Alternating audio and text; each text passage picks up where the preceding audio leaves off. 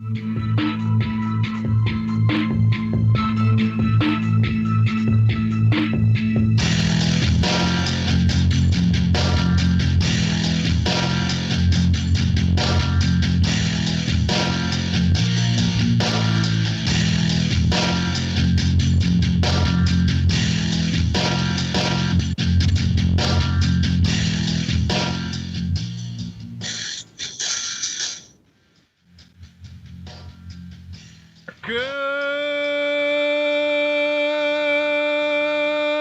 morning, TFR. Good morning.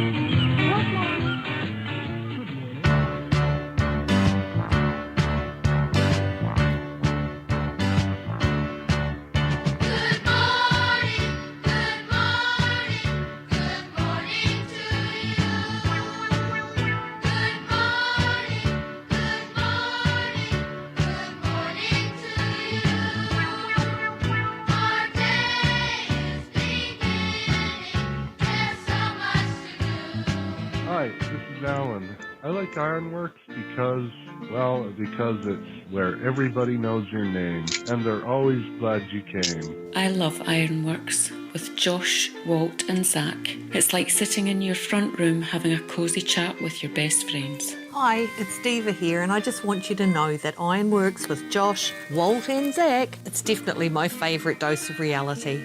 Come join the family and keep it flat. Why sleep in when you could get your dose of iron in the morning? Listen to the Ironworx on TFR. This is Enlightened Dawn. Roses are red, violets are blue. Iron Realm Media is the best on the plane. To this show, I will forever be true. You guys are truly the best, and I love you guys. I'm so thankful to have you in my life. Do you like listening to space letters from Never a Straight Answer? Then tune in to the Ironworx with Zach, Walter, and Josh. Break clear of the fear on the Ironworx and become an Iron Scout. It's Friday, my dudes. It is Friday, my dudes, and welcome to the Ironworx right here on Truth Frequency Radio. We've got a pretty important show for you this morning. It's not often we get to say that because we do a lot of mindless stuff here, but today's show is going to be an important one. Let's just jump right in and say hello to my good friend and co-host right here on the show, one Mr. Walter Johnson, or Flat Earth Head, over on the YouTubes. Walt, how you doing? How's your week been so far? Good morning, Fiat Lux, sun arise, I don't know, whatever. It's often not even morning when I say that to some of you, as with our important guests. They've been up for a while now, so. Yeah, it's been a week, for sure. Crazy world. I got some pictures from my brother over in Oregon recently. He's about 50 miles from the edge of the fire, and they are having struggles with, smoke and fog and headaches and et cetera from the smoke. So, and the fire is growing and merging and, running amok. So sending lots of love and thoughts and prayers out that way for everybody, family or not, that are wrapped up in all the fire season, quote unquote. I hope you heard that. So anyway, yeah, it's been a week. But how are you, Josh? I'm doing reasonably well. It's some chaos over there on the left coast between California and Oregon, and it's damn place is burning down. But my life has been pretty uneventful. Work. But F it, it's Friday. And we got some, returning guests. They were on not too terribly long ago, as I recall. Maybe just a couple months. We have Roxanne and Asita joining us back once again. And they are still hard at it. But with some new draconian measures coming down the pike, staring them in the face. They have been out getting very vocal, very active, trying to rally the people because that's where the power lies. So everybody wish a warm Ironworx Fiat Lux to Roxanne and Asita. Welcome back to the Ironworx. It's glad to have you here. Hi, thank you. I'll let you go, Rox. bless you, darling. Yeah, thank you, my darlings. It's wonderful for us to be back here. A lot has happened since we last spoke to you. And on that note, I'll hand it over to Asita. Yeah, lots happened.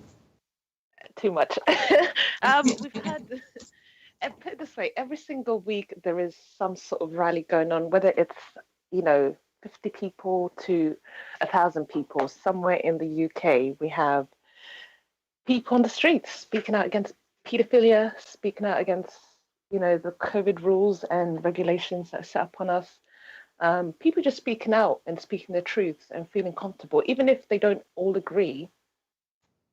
They're just out on the streets, and it's even getting to a point with the protesters like Black Lives Matter, Extinction Rebellion, the Yemen protesters. They're all coming out on the street in their numbers, and I'm kind of excited for Monday, because I think that's when they're all going to come out, regardless of whatever your cause is, and just show that they're not going to put up with the lies. I think this rule of six has really pushed people to the edge now. Yeah, remind everybody just what is coming on Monday and why Monday actually marks a milestone. Well, Rox, I'll let you do this one, because you spoke with Riley, Sleeping Warrior, massively about this regarding the law, or shall I say, I want to call it guidance, because to me it is, but they're state and law. Yeah. So I'll the let you take over. six-person rule. Yeah, the six-person rule effect as of Monday. Your mic has gone low. Yeah, really low. That's strange. I was about to say it. Yeah, thank you. We're having some trouble hearing you suddenly, Rox. You were fine before we started the show. Thanks to the Grabblers. Shout out to the Grabblers. So yeah, if Asita, if Asita can take over, yeah, 6-person rule as of Monday, and Asita, you couldn't make that up, could you? No, my mic's mashed up. Now I'm trying to say what's happening. It's like going in and out, so they're like, oh, don't speak. Am I able to? All I need to do is, I think I need to reset my computer now, because That's fine. I was going to say that very thing. I was having trouble getting in on Skype earlier with us before you guys got on the call. Right, so dropping out. we will see you in a few. So yeah, this thing Monday, Asita, is pretty draconianly nuts. I shared a story.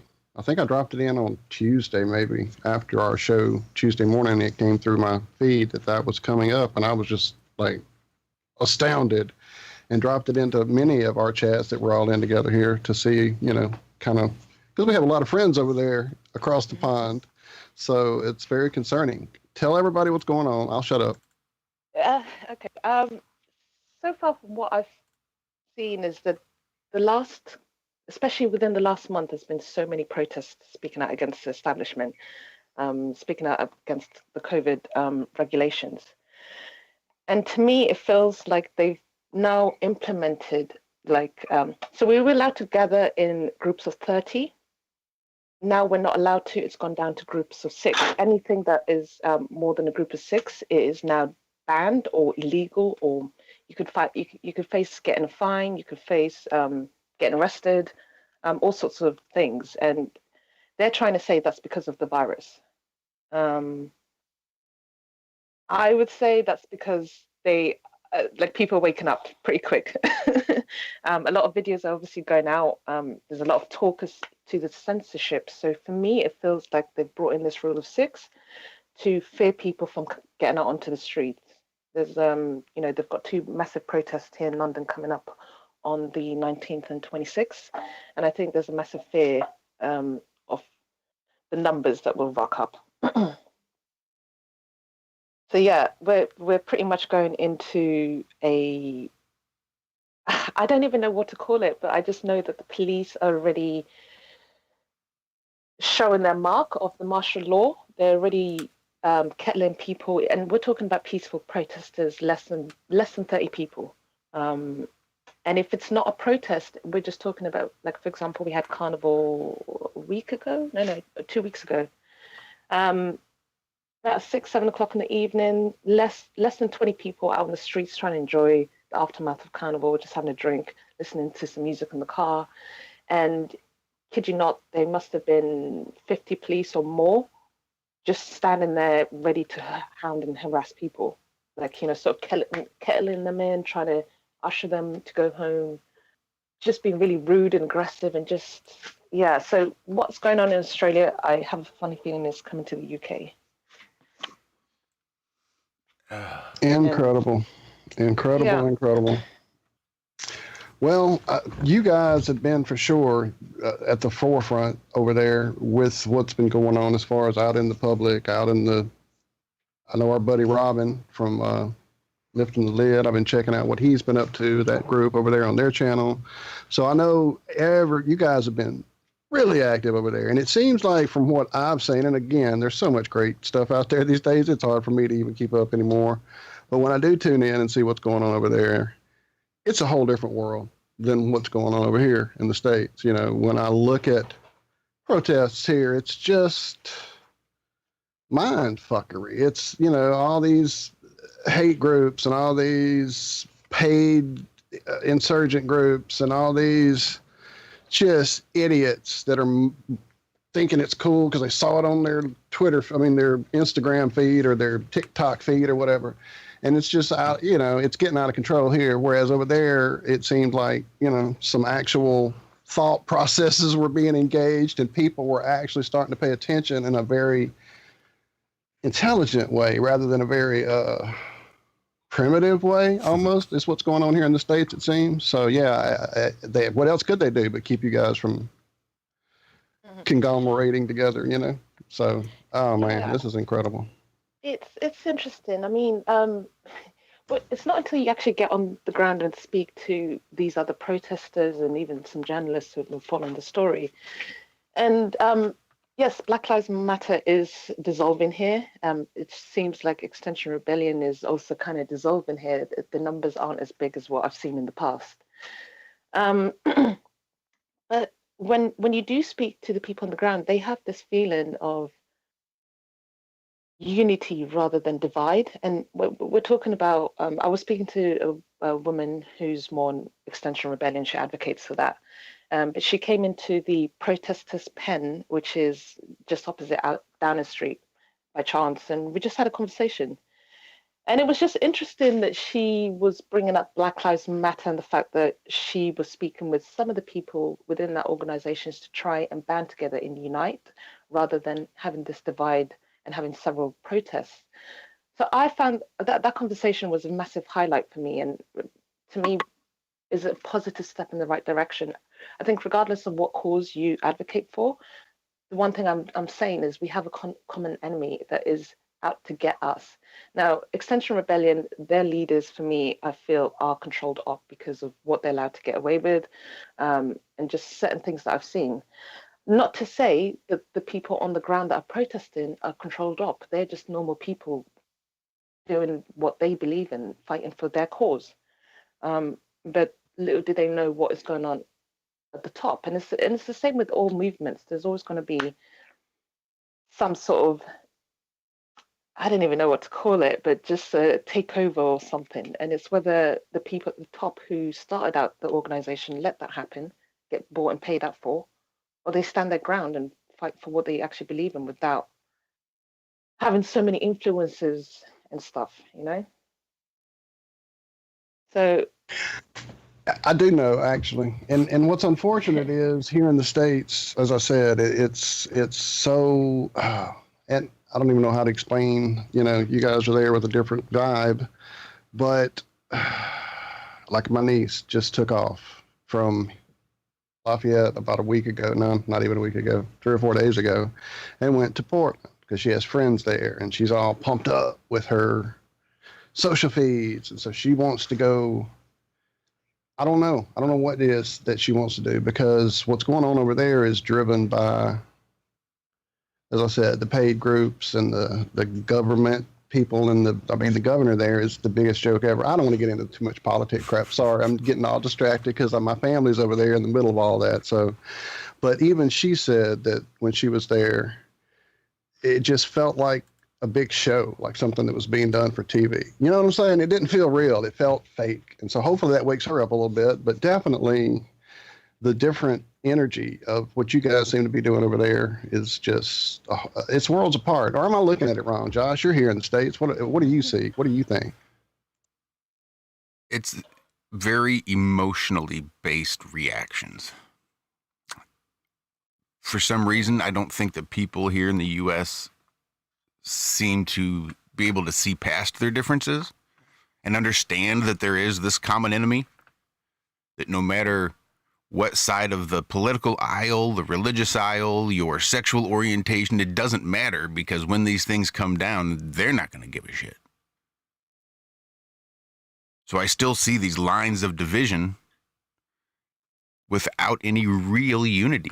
You know, Do you think that's because you guys have like bigger land and we're just a tiny island? It's a bit hard to miss each other. Well, it's something I've been thinking about even a lot this morning. Because, you know, here in America, we're sort of supposed to have this very individualistic spirit and this whole idea of you can't tell us what to do. But really deep down, we're just a bunch of sheep waiting to be led to be slaughtered and don't even realize it. Yeah, we have guns, and we say we will only take so much before, you know, the militia comes out and our citizens will have to use those guns. Whereas you guys have butter knives. We don't even have that. Don't even have that. We don't even have that. You know, even just poking someone is an assault here in the UK. So, yeah, the police will use any kind of excuse to say that you assaulted them, even if it means like you putting your hand up to stop them from assaulting you. So I would say the difference for me is, yeah, we might not have weapons, but I think our voices and spirits are our weapons usually. And the North just really, they show me some true courageous, I don't even know what to call it. I've just been really impressed with the Northerners and how much spirit they have. And this is just based on the Liverpool rally that me and Rox went up to a couple of weeks ago. I've never seen so many women marching out on the streets, well said. shouting out, "Save our children!" And Yep. I remember when I first got there, my hands were shaking. I was trying to hold the camera still because I didn't know what to film. I was like, "Wow, look at all these women," and they were ready. Like, if you want to see a scary army, look at that. Go to Liverpool this weekend. That's what I'll say. Said. Hey, your mic is back. Can everyone hear me now? Yeah, is that okay? Yes, ma'am. There she is. Cool. So yeah, I have some information if you guys want it regarding Monday. There's a few bits and pieces that are going on simultaneously this weekend. But as everyone is probably aware, the UK government made an announcement this week that as from Monday, the 14th of September, you must not meet with people from other households socially in groups of more than 6. This will apply indoors and outdoors, including in private homes. This change will simplify, as they say, and clarify, as they also say, the rules on social gatherings. The government is stating that these are now easier to understand and easier for police to enforce, but there's something very, very important that's said at the end of the statement, is that from Monday, this limit will be enforceable in law, not by law, in law. It will be enforceable in law. I want everyone to remember that, because that's going to come up again in a little while. Pretty much Article 11 protects your right to protest by holding meetings and demonstrations with other people. You also have the right to form and not be part of a trade union, right? But are there any restrictions to this right? This is what I need everyone to be aware of, right? There are some situations where a public authority can restrict your rights to freedom of assembly and association. This is only the case where the authority can show that its action is lawful, necessary, and proportionate in order to protect national security or public safety, prevent disorder or crime, protect health or morals, or protect the rights and freedoms of other people. So what I'm asking everybody right now is, where is that law? Because we've spent a lot of time looking for it. Obviously, the legislation is coming into effect from Monday. We've searched for it. We understand that it may not be published until the Monday, which is fair enough. But at the same time, you're not meeting as part of a social gathering if you're going out as an individual to protest your civil liberties, if that makes sense. Does that make sense to everyone? Oh, 100%. And again, why would you can't, for me, I don't think you're not allowed to pass something without, how can you say something is law without there actually being a law about it? And then you're implementing it before you even have given us a chance to read it. You're just going to implement it. Isn't that dictatorship? Isn't that what the Nazis did? And like, am I confused or something? Like, No. if this law doesn't exist, and we've got what, less than 2 days, 2.5 days maybe, 2.5 days to get prepared for something we have no idea what it is. We've just been told no social gathering. And in the same breath, everyone, the government is being heavily contradictive, because as of the 19th of March, they said that COVID-19 is no longer considered to be a high consequence infectious disease. The Four Nations Public Health HCID group made an interim recommendation in January 2020 to classify COVID-19 as an HCID. That was based on consideration of the UK HCID criteria about the virus and the disease, with information available, which was during the early stages of the outbreak. And that's not changed. That is no, that's not changed. Correct. Never ever changed, never updated on the website, and that's what people like. I'm just like, yo, this is what it's been 4 months since that article came out, and that was the day before the lockdown, 2 days before the lockdown. So it's more, for me, they're just really trying to install fear. I mean, they've already been doing it, but they're now physically doing it. So it really, we can't see that it's necessary or proportionate with regards to the government's own citation on that, which I just said to you. As of the 19th of March, it's no longer considered to be a high consequence infectious disease. So what I'm really trying to understand, as I've really tried to understand throughout this whole mad thing, is there's a full list of exemptions somewhere they're going to be coming up with before the law changes, and it does not apply to schools or workplaces, weddings, funerals, or education, organized work team settings sports. are all unaffected. Yeah, they're all unaffected. So I guess the little COVIDs they know, like, oh, that's a sports ball game. We can't go fucking with them. We have to be good because they're exempt from this. Is that how? I mean, I'm just trying to get my head around how all this really works, because I'm not a scientist, nor do I play one. It doesn't work. Well, I mean, right up until the hour before it's enforced, right? Right up until the hour before it's enforced, 7 and 8 people are all right to meet up, because COVID's obviously out for the weekend. And then exactly. Back into the office. And they know what time the store closes. They've got smartwatches apparently, and they know how old the kids are that are under 8 that don't have to weddings as well. You can have a wedding. You can have 30 people at a wedding. That wedding is going to be fine, Walt. You can party with everyone, but when you leave that wedding, no more than 6. Okay. No more than 6. Even when you jump on the bus or the tube, it's okay for more than 10 people to be on the same carriage as you or in the same space. But as soon as you get off that bus or train, no more than 6. It's so dumb. It's so ridiculous, and they have no idea how much they just shot themselves in the face. Like, I don't know if they're doing this intentionally to wake the masses up. But if you were someone that was trying to, dictate and take over, surely you'd be smart about it.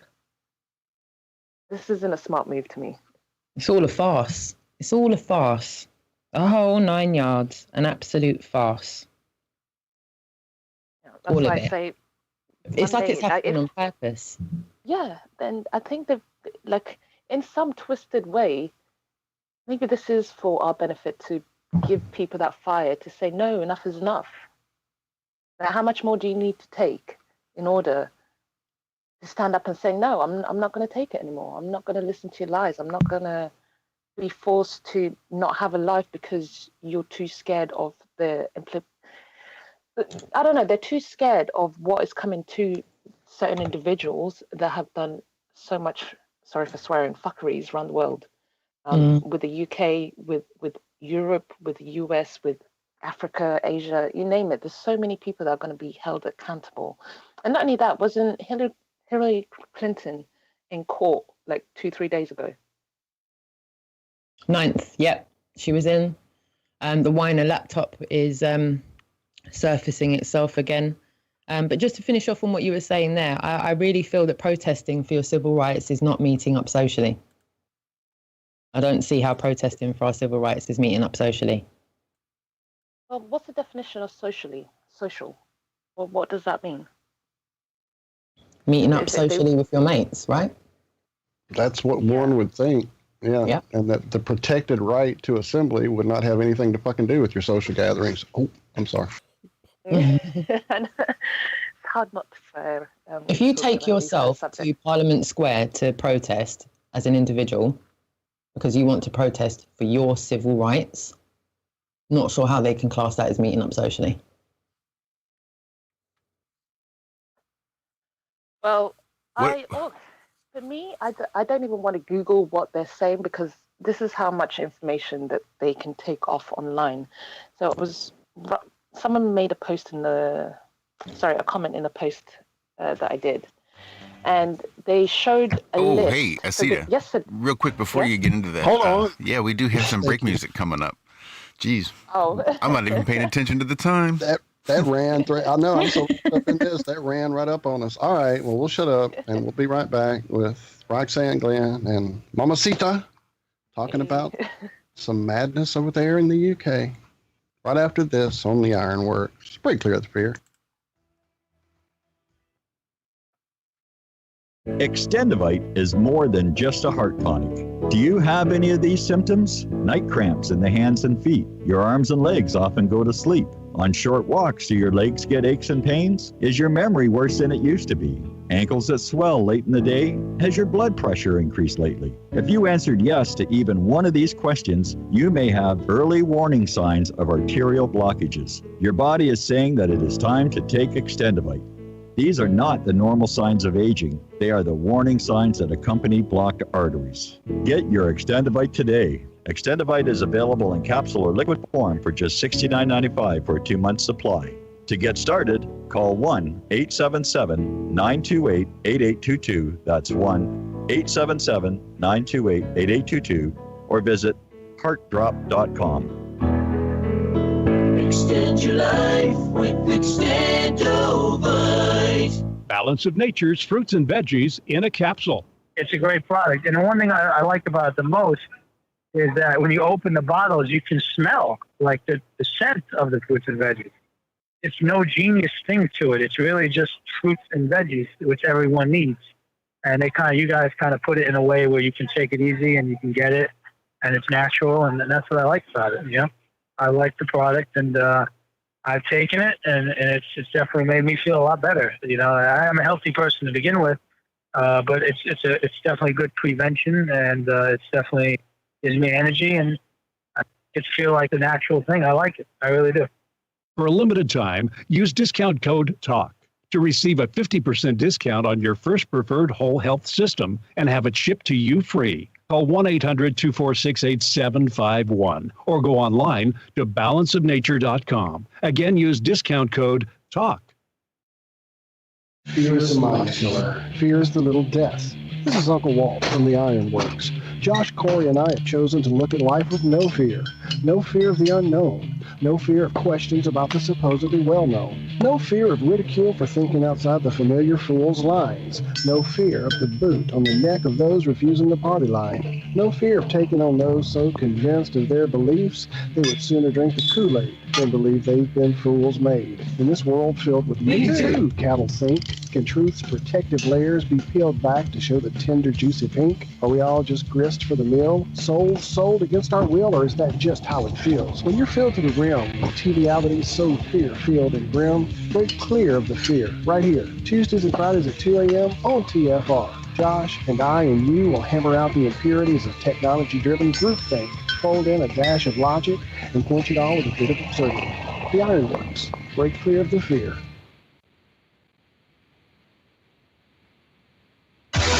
No hate, no hype, no fear. You're listening to Truth Frequency Radio. We are TFR.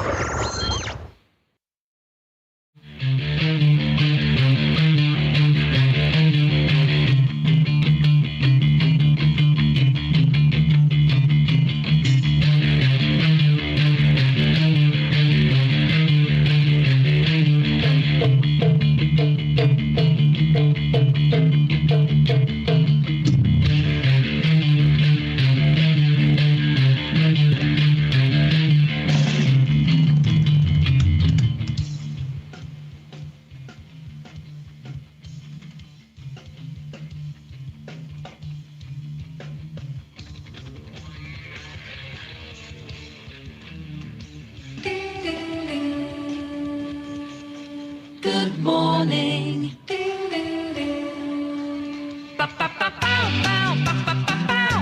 morning. Good morning. Beautiful day. It's a beautiful day. The iron you need to get what you want. And welcome back. I guess we'll try a second segment, and hopefully I'll pay attention and not let that happen again. That was horrible. I can't believe we let that happen. But at least we caught it in time. We've done much, much worse. I've talked right into a commercial break and didn't hear the music whatsoever. So I guess it's really not that big of a deal. But welcome back. We are joined this morning by Roxanne and Asita, Mamacita, who is known for her little unicycle that she likes to zip around on. Have you hurt yourself yet on that thing? Oh yeah, I actually had a little fall. What was it? Just over a month ago, where my knees were all grazed up and kind of had to heal myself back. But yeah, no, but like it's a bit like falling off your bike or skateboard. You know, if you're doing like off-roading stuff and you know you're doing some extreme sports, you've got to hurt yourself sometimes. But nothing that you can't handle. Hopefully. Yeah, maybe I'm just getting old. Believe it or not, it was actually the older generation that got me into it.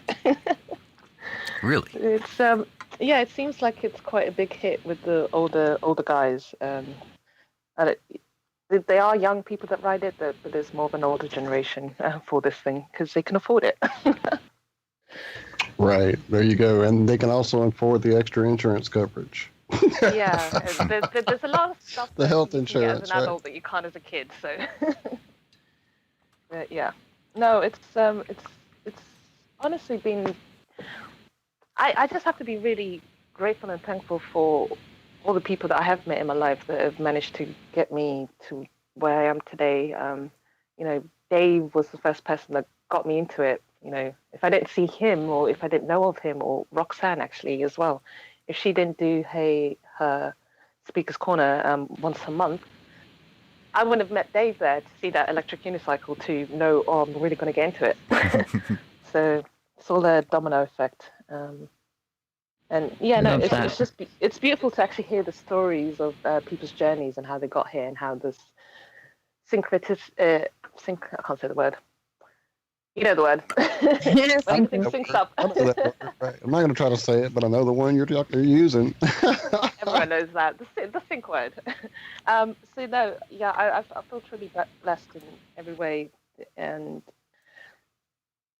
I'd be a fool not to sit there and document this. You know, to show the people. We already know how complicit the mainstream media are at covering things up and not showing. Well, not being journalists, real journalists. So I think the one thing this year that a lot of people are going to take pride in is being citizen journalists, and they should do. They should be out on the streets documenting everything and showing to the world, speaking their truths. Freedom and citizen journalists is the two words of 2020 for me. Which is awesome because there's so many other words, so many other stories they would like to have headlined. But I think those two are very important and should be shouted from the rooftops. Yeah, well said. Or with megaphones and down on the street. I'm glad you brought up the subject of megaphones. Everyone should have one. Even if it's one of those tiny ones, you should all just have one and just have louder voice voice boxes. Sorry. But Roxanne, you were talking about something really interesting, which is a Bill of Rights that Trump was talking about. Yeah. Like, do you want to clarify that a bit more? Have you found out a bit more info on that? Yeah, so the Internet Bill of Rights, that is something that's going to start playing into the hands of the big tech companies pretty much. Well, it's something that's been in the making for a long time. The changes that are going to come into effect. I don't want to say too much just now because it's the information I'm privy to. Obviously, the information is there for everybody to know. But there is, I suppose we'd need probably about an hour and a half to go through it. But obviously, it's a set of principles for an Internet Bill of Rights. We should all have the right to have access to knowledge, and not have things censored in the way that the big tech companies are doing at the moment. So yeah, the newest release of the information that's coming out is going to be repealing the internet privacy rules. Under President Obama, there was a lot of privacy protections that were established by the Federal Communications Commission. Like I said, it's going to start getting very technical very quickly, but the good news is the repealed aspects of the Internet Bill of Rights are there to protect us now. Prior to that, they were there to protect the big tech companies, and that's pretty much what's caused all the problems. Platforms have become publishers, which is pretty much illegal. They're not allowed to start editing and censoring us in the way that they are and have been able to, caused mass disinformation across the country, across the world, to be honest with you. How many people that are in the chat, that are listening, that are here on the panel right now, have been affected by censorship? I yield the floor. Everyone. Everyone? Yeah. I don't think there's a person here who has not been touched by the censorship creep. Yeah. 100%. Yeah. And that's the thing. It's like, what platforms are actually free? Is there any platforms right now that are free for you to, besides, unless you build a website, but in social media, are there any platforms out there that give you free, that are free from censorship? I'm not sure. I think. I haven't found one of late. I've pretty much given up on the ones I used to mess with, which was pretty much Twitter, and that was about it. So, and it's just become the biggest joke. I rarely see anyone I follow or anyone that follows me. All I see is the big agenda, bullshit-driven crap that comes through constantly through my timeline, and that's all I ever see. And I'd already given up on the rest of them years ago. So. It's just really sad. It really is. I remember YouTube, like coming into YouTube and going into all the videos, and if it wasn't for YouTube, I wouldn't have woke up in the way that I did very fast. And I think it was once it was the whole Globe 9 stuff came out online, I think just around between 2012 and 2015 for me is when just after 2015 is when I started to see the hard censorship for YouTube. Facebook, I'm seeing it more so in the last year and a half. And I'm not really one for Twitter, but yeah, I think, I don't know, something just needs to change and fast, because it is modern day book burning, and there's so much information that's been lost. There's so much of people's work, life's work, that have just been taken down just by click. And it's soul destroying. It really Yep. is. It's very frustrating. Our good buddy John Savage, shout out to John Savage. He keeps telling us all we need to get on the ham radios and take over that and go back to the old ways, because all this internet crap has just bitten us in the ass. He also says we should build our own internet. I'm not quite that technically proficient, however, so I'm not the one for that. But yeah, we definitely I don't know what, inscribe it in stone tablets and bury it away. Seems like that's the only thing that's worked historically. What do you see going into 2021? Do you see like a sort of martial law tyranny state sort of thing where the people are fighting the state, or do you see the state winning or us winning? Well, here in the States, it's really, it's hard to say. I don't watch the regular news because it's, just mind control crap. But I watch what it does to the people around me. And I know that where I live is a very small town, and I don't see any of that stuff, any of the agenda-driven crap. I see people in their masks at the stores, yeah, granted, but as far as just most of the other agendas that are just prevalent allegedly on the news or that gets pushed through our feeds on all these social media places, I just don't see it. I don't see any of the BLM here. And I mean, this town is predominantly black. I don't see any of the, it's just a small town. I don't see any of that. It's just like any of that crap. I never saw any of that in any of the small towns I lived in. And I lived in Shreveport. I lived in Lafayette. I lived in the, areas around New Orleans. I just never saw it. It's, it's like the old Bill Hicks routine. You look on the TV, war, famine, destruction, death. You look outside and it's crickets chirping. So I think a lot of it right now is really pushing through the news because we're less than a month or a little more than a month away from the elections. So I know that's a lot of it. Every election year, it's like they really key it up and ramp up the madness. But this is a little extreme. So what's going to be next year for us? Who fucking knows? I really don't. I'm just trying to prepare for the worst and hope for the best. And that's really all I can do. Yeah, wintertime. I'm harken back to Game of Thrones. Winter is coming. Things will get cold. It's a prime opportunity to thin the herd through food disruptions, supply chain disruptions, rolling blackouts, grid failures, no heat, no gas, no food. And OTSS, only the strong survive, and we'll see who's around in the springtime. There's a lot of potential there. I don't know that I necessarily see it like that, but I see that potential, and it's always with the cold comes, that increased chance of COVID. So, I think we were hit earlier. They weren't expecting, I think, that second wave until the wintertime when this first kicked off. So by the winter gets here, we could be talking third, fourth wave. We could be talking COVID-20. Who the hell knows what's coming down the pike.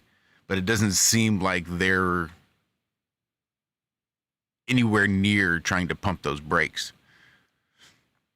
I could see come November, if the political crap was starting to ramp up here in the U.S. and other things were starting to tone down, but I don't really see it. Even the local college here, in the state college here in Missouri, just passed a rule that you have to wear a mask pretty much always forever while you're on campus. If you and your it is ridiculous. You and your roommate are sitting alone in the campus, you have to both be wearing a mask. If somebody catches you, they're supposed to turn you in. You're supposed to get like demerits if you're caught in your dorm by yourself with no mask on. If you're walking outside by yourself, you have to have a mask on.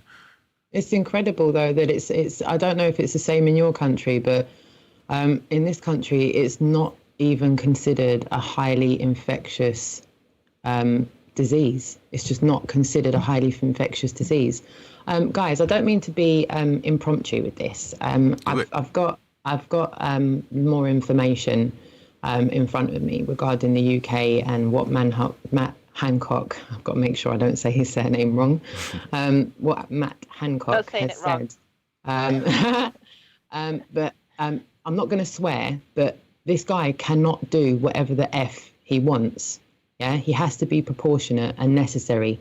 But if it isn't a highly infectious disease, then he is behaving illegally. Like, remember, this is coming from Whitehall. This is coming from the cabinet in this country. It's the same as certain governors like Cuomo and all sorts of governors in the States doing whatever the F they want. And at this point, I've got someone on the phone who is champing at the bit to jump in the conversation, but I know it's not my live stream. So can I ask permission? Okay, could we add Sleeping Warrior into this? Oh, Yay! Tony? Oh, I was all about it till you said Sleeping Warrior. Yeah. Just ask them. Just jump in and ask them. No, yeah. I'm so glad you mate, yes, please. Are we able to do that? We can add him directly to the call, I think. Yeah, I think I can find him. Yes, he's literally champing at the bit. He's like 10. Don't froth up. We're going to get him in the call. You guys are ace. You guys are amazing. It looks like we've been joined by another gentleman there across the pond as well as we're working on this. Josh, are you getting... Yeah, I'm here. There he is. I love it. I love it. I know that guy. Boys, back. What's up, Mr. Lee? I thought I'd call listeners there. Yeah, been enjoying it so far, guys. But I thought Rox was talking about me. I was 5 minutes from the shop, so I thought I'd get in now. And then Tony's arrived as well, which I probably know what he's about talking about. This is quality, what he's been searching. So I will shut up and let the warrior in. Lovely. Sleeping Warrior. Yeah, he's on Skype, so he should respond pretty much straight away. He's right there. So I don't know how to add him. Sorry for rudely being impromptu there and asking to add people. I like it, and that's awesome. Are you on that, Josh? I'm looking for him. I've got a list here. I'm not even sure how he's listed. Apparently not as Sleeping He Warrior. comes up as a big boss. He's the big I was boss. about to say, Damn isn't it it. Big Boss? That's what it is. Big boss. Son of a... Hey. Perfect. Save me the trouble. There's that sweet face I miss. How you doing, Ant? brother? I'm infuriated, Ron. I mean, I didn't mean to hijack this, but I heard the topic. Anyone and I would was think like, this is an observation he's about to talk about, but he's not about to talk about an observation. Well, it is an observation, but of a different kind. Yeah. We've got about 9 minutes before we hit the next break, so just as a heads up. I can do it in 6 if I'm not interrupted. Yes, do it. Go. Well, let's plan for 8 Okay. and call it cool. Okay, so Matt Hancock is the MP for. He's a minister for. What's his title? Let me read his proper title. He's the Secretary of State for Health and Social Care. He's the man that was on Sky News just the other day saying that he's bringing this into law because he wants everybody to see it, to read it, to understand it. And when I went to find it, I couldn't find it. But he's not able to do whatever he wants. We've got the Convention on Human Rights, the European Convention on Human Rights, that has been superimposed into UK law by the Human Rights Act, and in that it limits what his ability to act is. Now it says inside the Convention on Human Rights that the governments, the authorities, can only do what is lawful, necessary, and proportionate. Now, law, let's just say for argument's sake, it's what he's doing is lawful, just to tick it off the box. I don't want to talk about the lawful bit. The question is it necessary? And is it proportionate to limit the gatherings from 30 down to 6? Because that permits the police to do what they want, right, in the name of justice. But is it necessary and is it proportionate? Now, the government's own website on gov.uk, you can find this yourself. I could give you a citation, but I know that we're on radio, so it's not that easy. But I'll read what it says. Gov.uk/guidance/high consequence infectious diseases, right? It says, published on the 22nd of... hang on, let me go back to it. Where is it? Yeah, it was published on the 22nd of October 2018, and it was updated on the 17th of June 2020. And it reads, as of the 19th of March 2020, COVID-19, not coronavirus, COVID-19 is no longer considered to be a high consequence infectious disease in the UK. Given that statement, how is it justifiable for Matt Hancock to limit the gatherings from 30 down to 6, permitting the police to do whatever necessary to implement law because it's so important that we control this virus, if by their own volition they do not consider it to be a highly consequent infectious disease? it directly conflicts with his limitation of our rights and freedoms, and he's not allowed to do it. The Convention on Human Rights limits his actions to be what is necessary, what is proportionate, and whatever the last one what I just said was lawful, necessary, and proportionate. Well, how is it proportionate if it's not considered? If COVID-19 is not considered to be highly infectious, if it's not considered to be highly infectious, wouldn't it be going the other way? 30 becomes 40, becomes 50, becomes 60, because they're backing off with it because it's not considered to be infectious. He's doing the opposite of what his own mandate tells him, and that has to be challengeable because it's not only a European convention that the UK have adopted, it's our own legislation too. The Human Rights Act is the same stuff that the Europeans implement, but it's enshrined within our own law too. So it's there in the European aspect as well as in the domestic aspect. He can't do what he wants. He must be acting lawful. Let's say he is for the minute, just to tick it off. But it must be necessary and proportionate. Well, it's not necessary and proportionate if his own government admit that it's no longer considered to be a high consequence infectious disease. Anybody disagree with that? No, not at all. No. I'm right on there with you, my friend. That was about 6 minutes, wasn't it? That was beautiful. Well, just letting everybody know, I dropped in chat a little link to the contact information for Mr. Matt Hancock, or however they're referred to there. Many numbers, many emails, many social feeds. There's Twitter, there's website information. So if you want to contact Hancock and let him know, where he can put it. I mean, your give him a piece of my mind. That's it. One thing I'll just quickly say on the guy, you can tell that he is not thinking for himself, or these aren't his implementations. When he first was on screen, when I first started seeing him on screen speaking, he could not get his words out properly. He was jittering, getting words mixed up, and just sounding like a real idiot. Now you can see that he's reading a cue of something. Yeah. And that to me isn't him. He might be the face, but what we really need to ask is who is giving you those orders?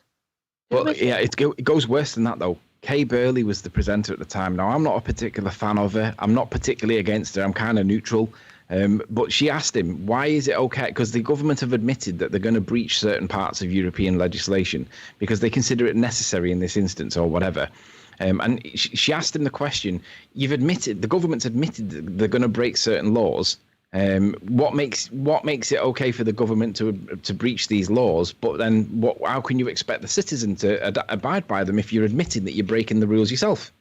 And he started to explain it with a tangent that I'm not sure the answer he gave was addressing the question that she asked, but she dropped it. But the point was, she was asking him, if the government have admitted that they're breaching certain parts of European legislation, then why should the citizen respect the rule of law too? So he admits, or there's an acknowledgement already that they're doing something illegal.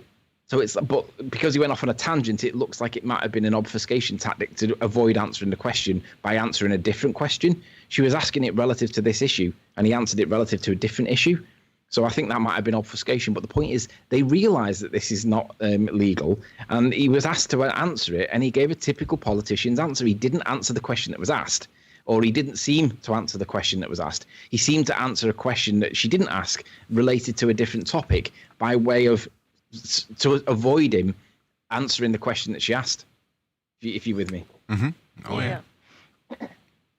I think the problem we have, though, is there's nobody in our corner in that office that is going to sit there and hold these people accountable. And the only people that are going to do it is us. We literally have to physically go there and arrest these people. And, of course, citizens arrest. Shout out to Gazer. He's been there, hasn't he, for a while now, outside Parliament. Oh, mate, I saw him yesterday morning. I had a little quick chat with him on one of my little ride-outs.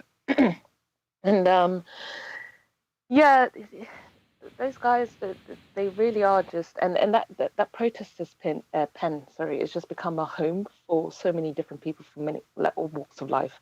Every time I go past there's always a different face. There's regular faces, but it just seems like it's busy, and it's like a hub for people to come out on the street. And I think after Monday, it will be the only safe place that you can gather in a group of more than 6 without being penalised. How crazy is that? You couldn't make it up, could you? Little did we know then what we now know. You couldn't make it up. You couldn't write it, Asita. You couldn't in write the whole it. of the UK, as of Monday, that is the only safe space for anybody to gather in more than a group of 6 without being penalised. The police have no jurisdiction over to actually enter that space. There's something that Geza gave me that I wanted to show. Where is it? The Charter to establish the Sovereign Assembly of the City of Westminster Community. So it's something that I think you and Sleeping Warrior need to look at. Okay. Yeah. The problem with that little pen, though, is essentially, you can do what you want in there, but you're also penned in, and that's convenient for the police to police you, right? No, if we have big numbers. Yeah, but you can't fit them big numbers in that little pen. No, but you can fit the important people that they're trying to get in that pen and then get the other numbers to surround it. What are they going to do then? Yeah, but it's only in that pen you're safe, that little area the size of a matchbox. That's not difficult to police, is it? But let's be honest, right? All we need is more than 40,000 people around that pen. They can't do if there's thousands of people outside in Liverpool, right, give me that microphone and let me tell people that what Matt Hancock is doing is not lawful. He can't do whatever he wants, and his own citation. You know that could be arranged, isn't it? You know that could literally be arranged. I can make a couple phone calls now, Riley. That could be arranged. Well, do it, because the people need to know that not only is what he's doing like stupid, he can't do what he wants. Now, by doing what he's doing. We don't currently have break music, but I just checked the time, and we are fastly approaching a break. Yes, so hold that thought, and we get back. We'll actually drop those phone numbers for contact if you would like. I'll throw them out on the air, and they're in chat, and I'll put them in the show description. We'll be right back on the Ironworks. Break clear of the fear. Truth Frequency Radio is your #1 source for news and information without the hate, hype, and fear. We're proud to feature cutting-edge programs like Beyond the Veil with Chris and Cherie Geo, X Squared with Brooks Agnew, Paranormal Portal with Brent Thomas, Jaronism Raw with Jaron and Missa, Fearless with Frank Castle, Strange World with Mark Sargent, The Eye of Ra with Ra Castaldo, The Infinite Fringe with Billy Ray, Ironworx with Josh Corey, The Kev Baker Show, and dozens more. Did you know you can listen from any telephone by dialing 641-793-7111 or call into your favorite show toll free at 833-TFR Live. Uncensored talk and news you won't hear in the mainstream media. Truth Frequency Radio, your protection from deception.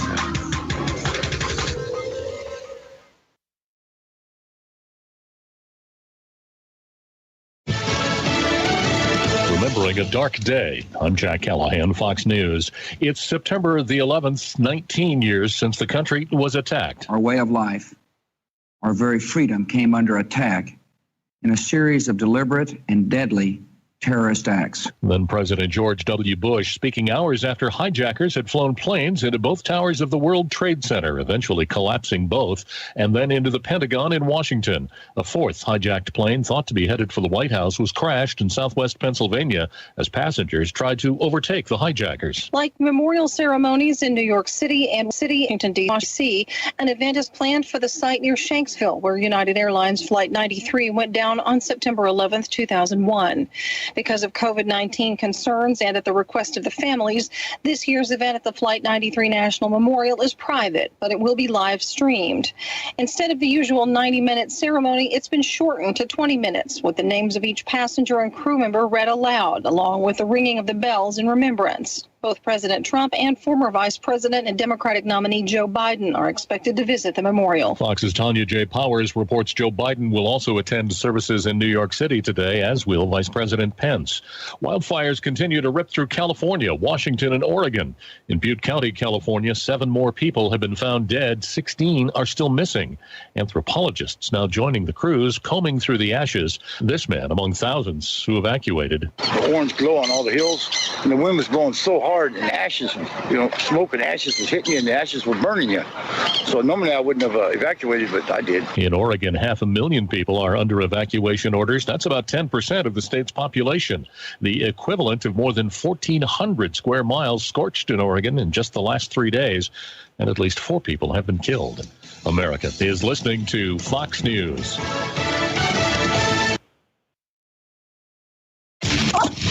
This is the Truth Frequency Radio Network. TFR. Truth Frequency Radio.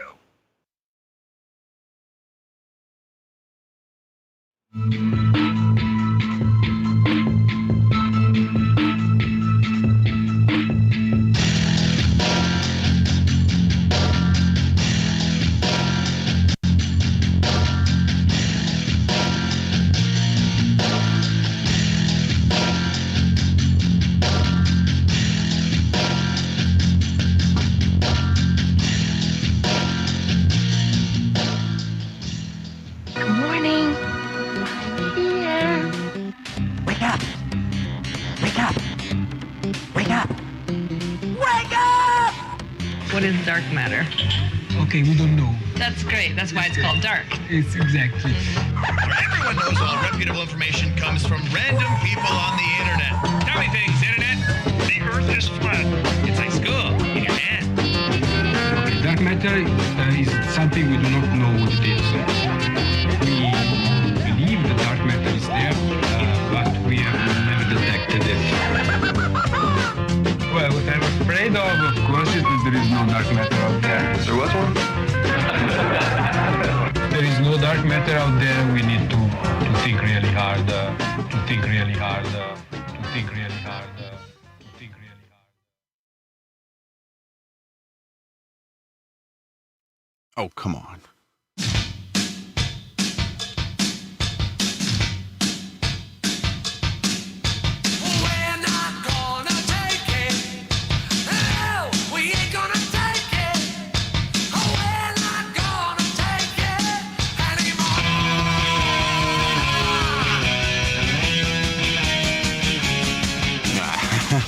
Welcome back to the Ironworx right here on Truth Frequency Radio.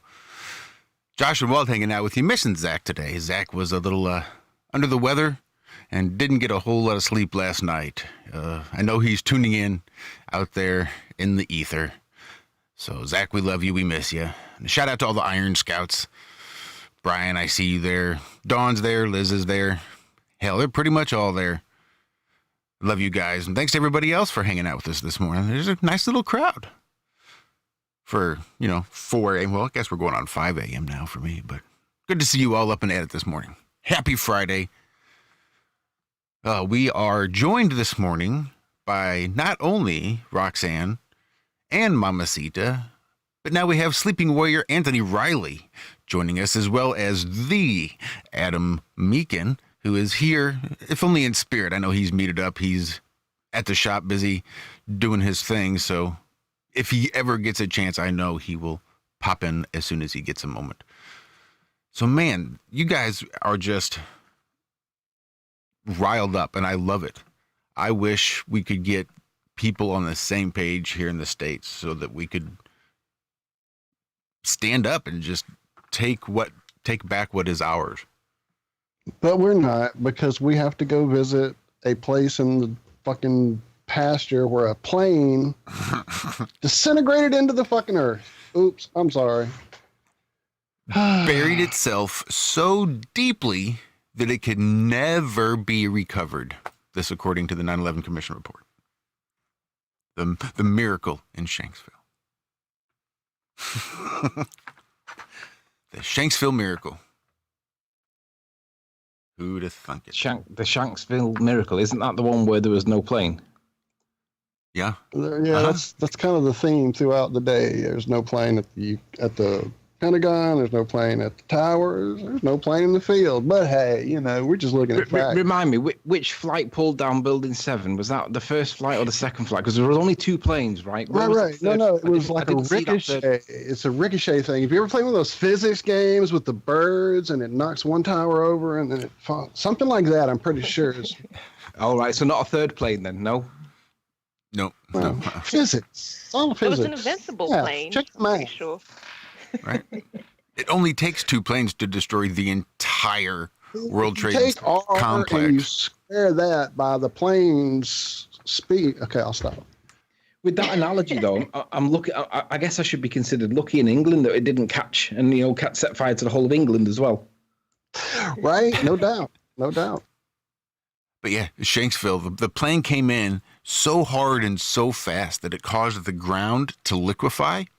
And that's how it got buried so deeply and why it can never be recovered. It sounds like an article that Simon Dan would write this, doesn't it? It does.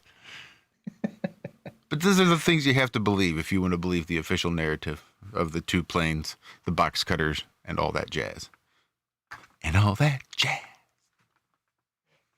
On a side note, do you guys have a fire season there in the UK? Like, where suddenly just like one of your coasts It rains all the time. ignite? What are you talking about? That is so crazy. It rains all the time. We don't get a fire season. Well, we used to didn't have that. Every once in a 10-year period, we'd hear about a little fire taking over the coast for a minute, and they'd take it out, and it'd be good. But now you can pretty much set your clock. At some point, they're going to start burning the freaking coast away again. So anyway, sorry. Side note, I'll stop. A lot of Oregon is usually pretty wet. It's usually not prone to fire seasons either. It rains all the freaking time when I'm in Oregon. That's all I'm saying. All the time, every day. So what do you guys think of this rule of 6 then? The limitations with regards to meetings and gatherings of less than 6 people? If they are obviously de-escalating the effects of this COVID-19 thingamajig, why do they need to escalate a lockdown based on that COVID-19 thingamajig? It doesn't make any sense. Yeah, so either their official story needs to change and say that it is a highly infectious disease again, and we're coming back into another lockdown, because that's not the current position of the state, the English state at the moment, or the UK state, or they need to push Matt Hancock out of his position because he can't do what he wants. He has to act proportionate, and it must be necessary. Now, if anybody was to challenge and say, but what about the risks that you're taking to national health, and aren't you dicing with people's deaths? Well, that's why the requirement is that it's necessary. So on the one hand, proportionalism has got to be argued because their position is not the same as what Matt Hancock's doing, but it needs to be necessary.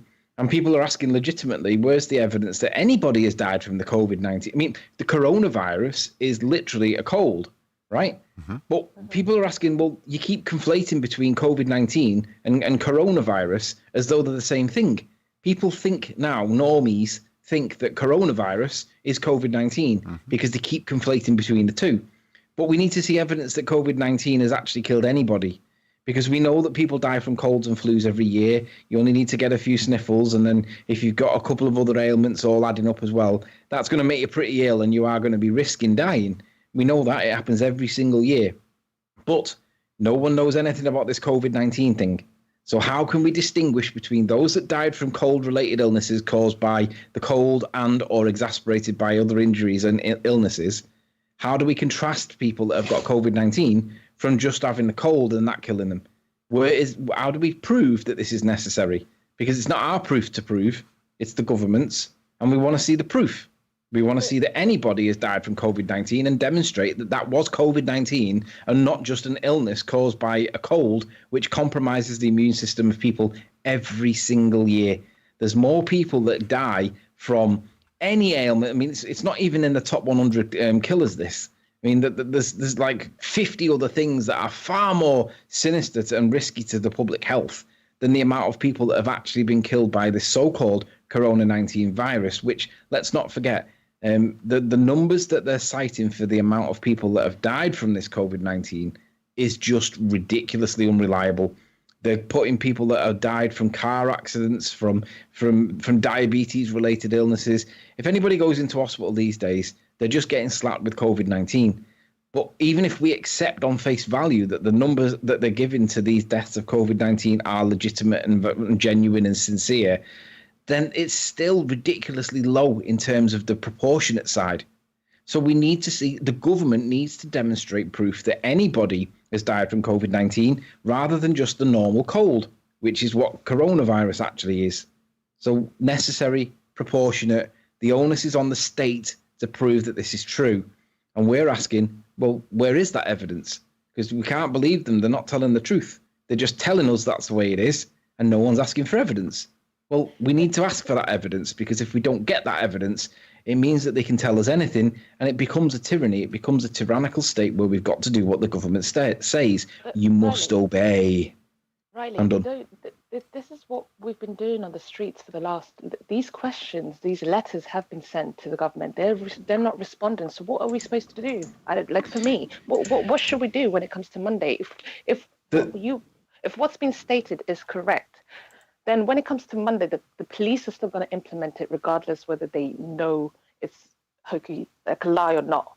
Yeah. So I'm going to cite. Okay.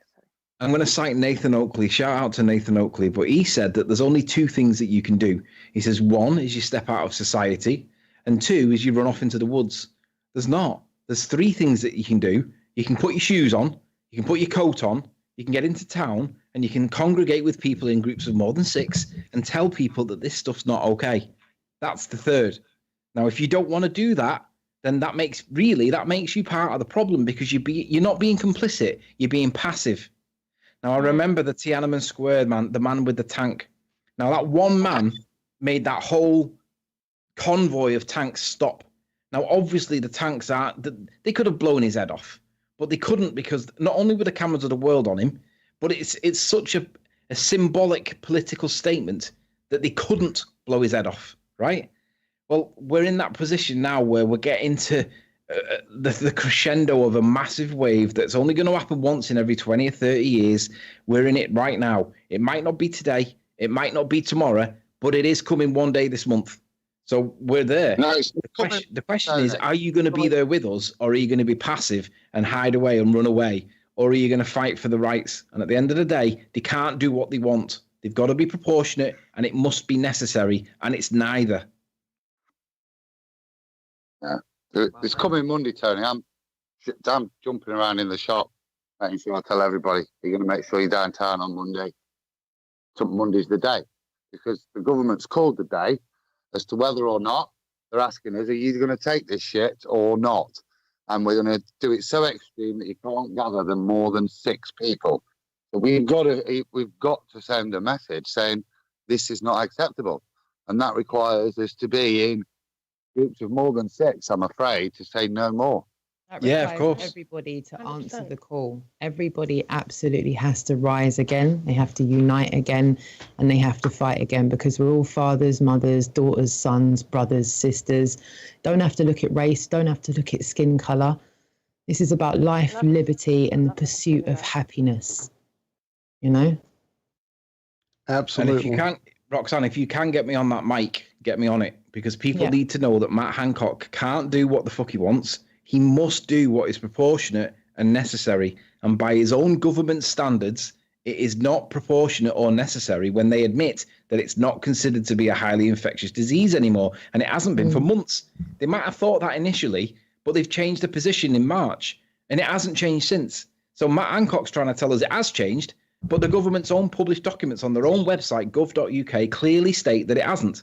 So what's going on? Matt's doing his own thing for whatever reason. Has he took a backhander? Who knows? Let's not appeal to his motive. But let's point out that his actions are not they're not unilateral. They've got to be legitimately done. They've got to be proportionate. They've got to be necessary. So he is governed by somebody. I don't know who that person is. There are laws there, but they don't seem to apply. But there are laws there that stop him. So let's stop Matt Hancock from doing what he's doing and point out to the people that he can't do what he wants. Therefore, what he's doing is actually unlawful. But the government's got to prove that they're doing what is lawful. They're claiming it's lawful, but they haven't produced any evidence that it's necessary, and they haven't produced any evidence that this is proportional, and given their own evidence that it's not on their own website that it's not highly infectious anymore. That doesn't suggest that it's proportional, does it? Let's be honest. Yeah. Tony, has he produced the... All right. Go on, Adam. It's all gone quiet now. Go ahead. Go ahead, Adam. You did a YouTube vid last night. Has he produced this list of rules that we're all supposed to be obeying by Monday yet? Is it actually published and clear? Because this seems to be the crux of what they're hiding behind, this law that's not visible. The law states that he must make a direction, right? But they don't use a capital D for the word direction. Now, I don't know what direction means there because they haven't used a capital D to denote that it's a defined term. The direction, I would presume, would be somewhat written so that you can be in violation of it when they decide to prosecute you, right? But it doesn't seem to be written. Now, he did say that he was going to create this thing so that everybody could read it. Now, that indicates that it's going to be written. Now, the direction, if he's saying that everybody should be able to read it and understand it, I haven't found it yet. Now, he made this statement on Wednesday. I think it was Wednesday. And I made the video on Thursday, and obviously it's now Friday. It may be that I've not checked this morning. It may be there now, but as of last night, it was not there. How can you change the rules so draconianly, so strong, if you're not giving people the written word? And the reason why it needs to be written is because he described it as a social gathering. Well, a social gathering can mean anything, or it can mean nothing. Because, like Roxanne said, we're going there to protest against our rights being taken from us. Is that social gathering? Well, it's definitely a gathering, but is it social? I would say it's clearly not social because these are not my friends. I don't know the names or addresses of any of the people that are going. I know Roxanne, she's one. But that doesn't mean I know everybody. Now, these are not my friends. We've got common interests and we all agree on the same points. But that does not make it a social gathering because these aren't my friends. They just happen to agree with me or I agree with them or whatever. But it doesn't make it a social gathering. It makes it a political gathering. So it's whether or not he's used the word social gathering. If he said social, then we're going to be covered by this. We're going to be allowed to, like, this rule won't apply because it's not a social gathering. But if he just says a gathering or a mass gathering or whatever, if he uses some other word, then it's hawky pork. It might be a little bit, there might be crimes. Yeah. But we need to be able to see it and read it. I also feel that they've used in law, not by law, on purpose. They've had to word it that way because it's not going to be enforceable by laws. So if something's enforceable by law, that normally references the police or the courts for a criminal or a civil offence. If it's enforceable in law, then that indicates that it's within like a bubble, within like a story, within the fairy tale, Narnia. There is a difference between in law and by law. So the police and the courts implement the law, that would be by law. But if it's in law, then it's only within, like mathematics. Mathematics is only true within mathematics, right? Within itself, it's true. Well, within law, it's true. But is that part of society when it's just within law? Maybe. Maybe not. I'm not entirely sure how strong that differential is. But what I can say is that Matt Hancock can't do whatever he wants. He's got to be necessary. He's got to be proportional. And the government admit that it's not highly infectious. So what is Matt Hancock doing? It's a valid point, isn't it, everyone? I mean, I'm up for input on this, but I'm not really hearing anything there that I strongly disagree with. I genuinely feel like going to protest against your civil liberties is not socially meeting up with friends. Do you know what I'm going to do? I'm going to ring Jeremy Vine on BBC Radio 2 and see if I can get on Radio 2 because I'm going to bring it up. Go on, Riley. Well, see, and a social gathering implies some sort of willingness to do this. You don't want to have to go out there and remind these motherfuckers that they don't have the right to do this. You would much rather sit at home and just be left the fuck alone. But unfortunately, they want to overreach. So now you have to take time out of your life to go remind them of who the fuck they are. That's not social. Right. Fuck, it's not a motherfucking social call, bitch. I'm not here because I want some fucking tea. I'm here to put you in your fucking place. This ain't a social gathering. And it just needs people. We've all been watching a ground. lot of First Amendment audit videos of late, so we're a little fired up here on the Iron Realm today. And Sorry, again, guys. well, I was looking at sort of the reclamation of rights and the law and the that whole movement before I was into flat Earth. So that fire was lit in me a long time ago.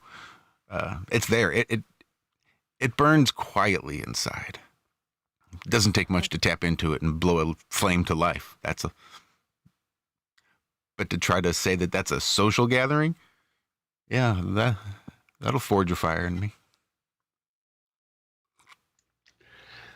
Well, I saw. Oh, look, Liz must be on the same page as I am. I saw Mark Devlin speaking for a few minutes there. I may have been your channel, Rox. I'm not even sure anymore. I've watched so much stuff this last couple of days, but yeah, where he was asking, where are the real men? And that's part of this whole fucking agenda that's been pushed so hard over the last 25, 35 years. Peace, love. Get in touch with your feminine side and all this bullshit. And now we've got a bunch of psychotic, mind-fucked people running around with no clue what standing up for themselves even is anymore. They're bowing down. They're kneeling down. They're just taking a knee, and it's ridiculous to watch it happen. It's very frustrating. Or at least that's what they show us on the news. I don't see that happening here in my town at all. Well, they've used this thing of you have to be peaceful. There's only so much you can be passive and peaceful before you have to like really dig your heels in and not budge and hold like some sort of fortress together. You know, it's good to be peaceful and be, you know, compliant to a certain degree, but we're now getting to the point where we're being pushed, we're being like, you know, poked and prodded with knives. What are we supposed to do? This is our freedom and our liberties being like raped off us. I'm not even going to say stripped, raped off us. Because exactly. Yeah. Well, you know, it's interesting. The timing is Monday for you guys there because there's been a thing that's been going around here apparently on the social medias I don't pay attention to, but someone sent me the text that on Tuesday, the 15th of September here in the States, it's been declared that that's going to be the day everybody says, fuck the masks, enough's enough. America says no longer, you know, we're going to stop it. It stops when we say so. So burn your masks here in the States on September 15th. I'll put that little picture that someone sent me in our show description. I can't share it here on YouTube, but I'll share it over there on the TFR chat. But yeah, it's kind of interesting, the timing on all this for that first part of the week next week. That is interesting. I'd not heard that. I've seen a few posts on that. Yeah. I don't own a mask to burn, but I'll happily burn others. There you go. Help people get a pile going. I'm sure if you just look around the street, hell, they're floating down the gutter these days when it rains hard. It's ridiculous. They're covered with disease, but we're just going to toss it in the gutter here and let it float around. Oh, gosh. I don't know. The mask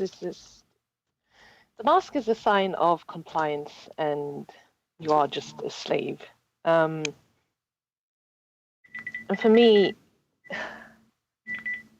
I'm just excited about Monday. I really am, because I think this is when we will take, or at least start to take our freedom back.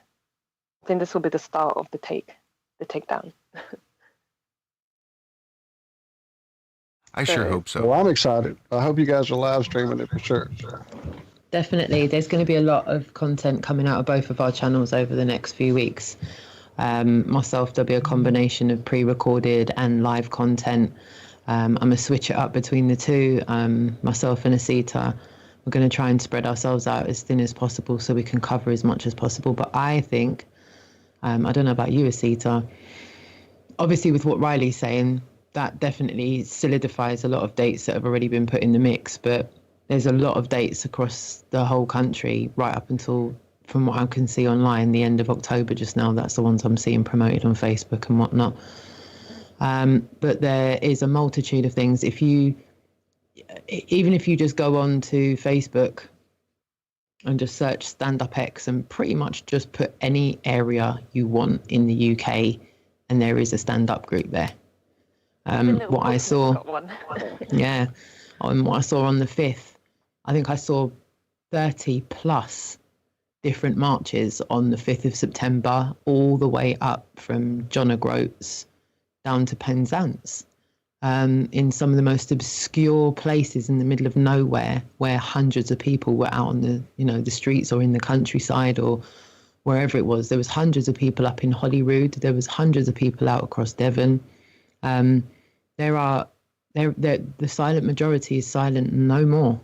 I think we saw evidence of that, Asita, and I know I've said it before and I'll say it again because I cannot rate these guys enough. Jimmy and Nacho have done warp speed stuff as far as myself is concerned. I won't speak for you here, Asita, but what I saw on the footage of the 29th was near enough 35,000 plus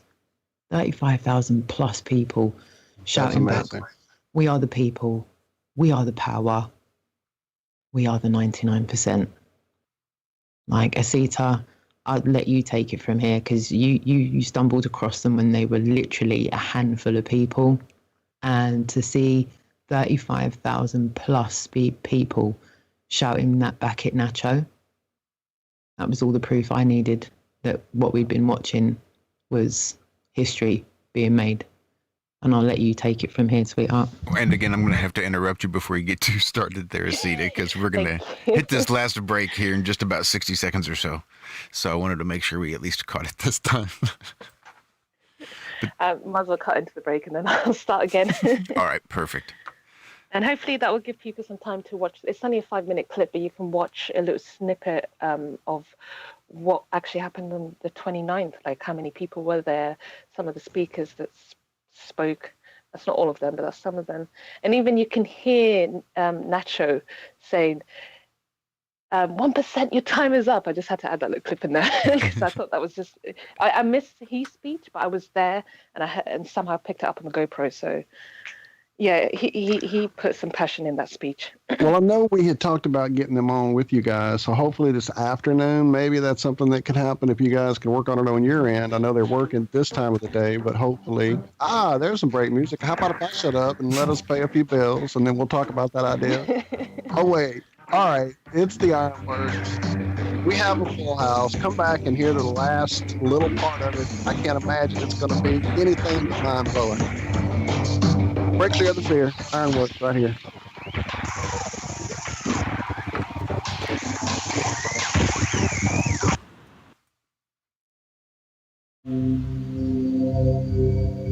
Discover the extraordinary powers of intuitive healing with pain transmutation, a method of holistic healing for the human soul, body, mind, and emotions. If you are looking for answers and a deep understanding of how to help yourself and the people around you to live a happier, healthier life, this is the right place for you. Learn how to read your soul's history in the Akashic Records. Remove negative energy attachments from your astral body and start the process of inner and outer pain transmutation. Join Pain Transmutation Community to get started on the path of intuitive healing. Change your energetic state, manifest new and exciting experiences, re-energize your life, and build inspiring connections with others in our community. Hey folks, guess what the #1 phrase that Life Change Tea receives by email? You ready? We love this tea. We love this tea. Time after time, week after week, we love this tea. Life Change Tea gives you more energy, a beautiful cleansing, and fulfills its slogan perfectly. The tea that makes you go. So if you want to be on your health game, log on to getthetea.com and order Life Change Super Strength Tea. Packages come in a 1-month supply, and when you brew this stuff, wait until you see the results. Aren't we all about the results? And with a lot of people's health struggling, we can use a little help. Doctors will tell you disease starts in the gut. So log on to getthetea.com. That's getthetea.com. Be our next email saying, I love this tea. I love this tea. Get the tea at getthetea.com. Helping America one tea bag at a time. Hey everyone, it's Mark Sargent from Strange World, broadcasting live every Tuesday evening, 10 to 12 Eastern, 7 to 9 Pacific, right here on True Frequency Radio. Strange World covers a wide range of topics, from enclosed world theory to lunar waves to the end of the world in film. It's basically doomsday with a silver lining. With the audience as my co-host, we take an optimistic approach to all things conspiracy and promote confidence, hope, and humor whenever possible. If there's a topic you want us to cover or a guest you would like to see interviewed, please email me at msargent23@comcast.net. So please join me and tell your friends about Truth Frequency Radio, the leader in real radio programming, bringing you quality, cutting-edge broadcasts from around the world.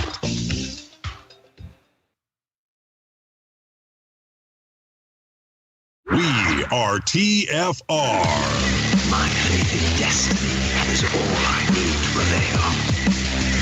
Truth Frequency Radio.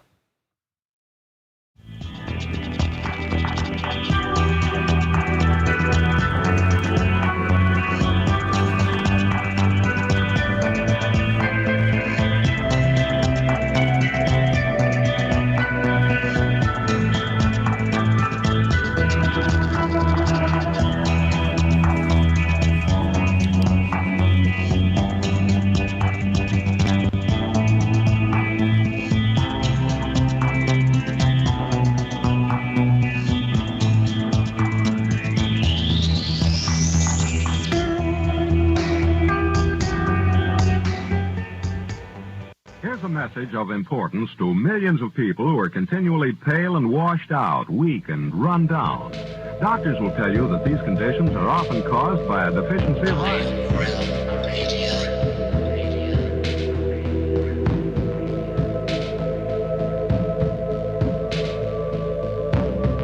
The iron you need to keep you physically fit and mentally alert.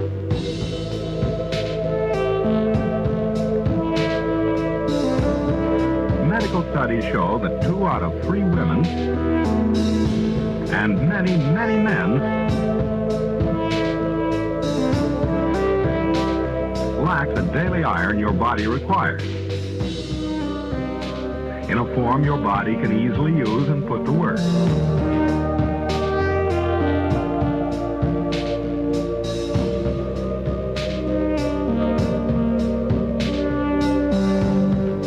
Every dose gives you more than your daily minimum iron requirement. We are the way, we are the way, we are not alone. We are striving for more. So if you're not getting the iron your body needs,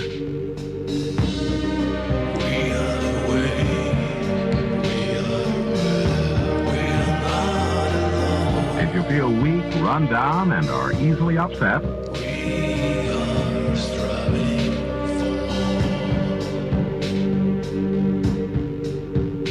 start taking iron today. Not for me, okay?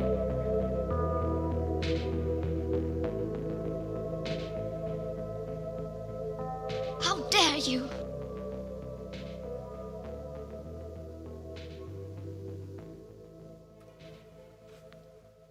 Welcome back to the fourth and final segment of the Ironworx, right here on Truth Frequency Radio. Simulcasting over there on the YouTubes and Twitch and DLive and our Iron Row Media Facebook page and the Iron Row Media Twitter account as well. Look at us go all across the plane. Walt and I, sans Zach, as he rests and recovers and convalesces there in the Carolinas. Yeah, miss you, brother. Send you lots of love, lots of healing energy. Miss you too, Cammie. Yes, we Can't do. wait till you get back in the mix, lady. I know you've had more than a stressful last couple of months, so for sure missing you and sending lots of love to the fam. But we are also joined this morning by the Adam Meakin, who is makes the occasional pop in whenever he can. I've got one of those occasions right now. Oh, look at that! Out of this one. Perfect. I've been enjoying. I've had this on in the dispensary today, so I've got a lawn workman in there all listening to you guys as well. So just we'll make it pop out. But same feeling. People are, we've been discussing what's been going off and what you've been chatting about, and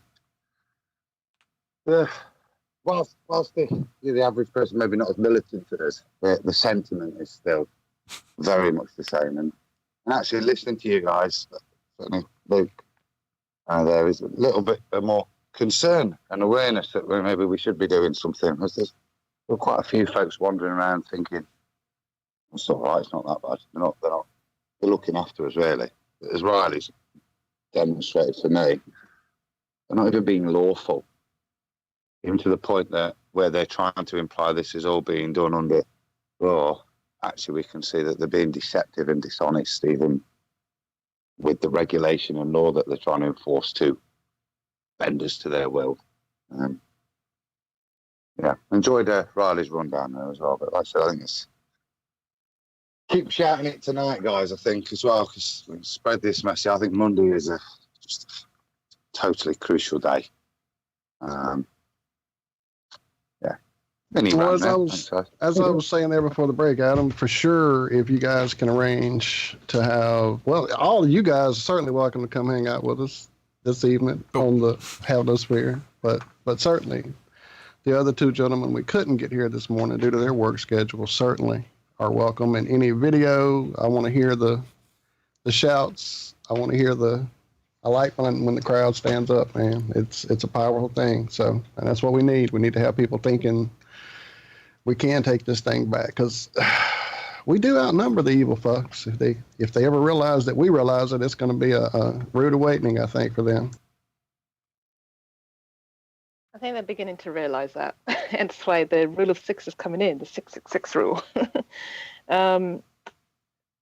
Bring it on. And I'm excited for Monday in a very optimistic and loving way. I'm not, I've got a lot of rage and anger inside of me, but that's got nothing to do with wanting to fight in that, aggressive way. This is more of a love and peaceful aggression, and just concern and care for not just for myself, but for humanity as a whole, and not just people here in the UK, not people that I know, even people that I've never met in my life. And I think for the UK, Monday is that turning point. And I think for you guys, it will be the 15th. Yes, ma'am. That Tuesday. In fact, we'll be on the air that morning, getting everybody pumped up. So I think I'm going to tune into that. So I'm looking forward to see what happens over stateside. But bring on Monday. Let's see what they do. And I think there's an important distinction. I don't think it's an aggressive stance. I don't see it as an aggressive stance. It's, if anything, it's a defensive posture. Pacifism only gets you slaughtered. I mean, but to be non-aggressive, I'm right, because all I want to do is be left the hell alone. So as long as someone's not attacking me, you can count on me just leaving other people alone. But the minute somebody attacks me, guess what? My ass is no longer peaceful. My ass is no longer quiet. But I will not be passive. I will not be a pacifist, and I will not lie down. And I see that's what's going on here. I don't see it as an aggressive posture at all. It's not as though you're attacking the government. The government is clearly attacking you and your freedoms and your mobility. And this is just, it's a defensive posture. This is just you putting your foot down, saying, look, no. That's not how this is going to play out. And I think those words, aggression, could come back and bite you in the ass if you say that too many times. Because I think it really is a defensive posture. You did not start this. This is not a social call. I do agree with you that the government seem to be waging war against the people. That seems to, because why would you do this? It's not a theme. It's a clear fact that they are waging war. Come on. I'm not going to sit there and pretend that this is all for my health and safety. It's the same as the ridiculous police trying to stop me in my will and say, it's for your health and safety. No, it's fucking not. It's for your ego. Sorry for swearing, but there's no health and safety in it, Asita, is there? It's contradicted at every point. Now, to limit public gatherings would imply that any kind of large volumes of people together is a risk at this time. Now, what's even a bigger risk is if we start mixing together people that are asymptomatic that are still able to transmit. Places like schools, for example.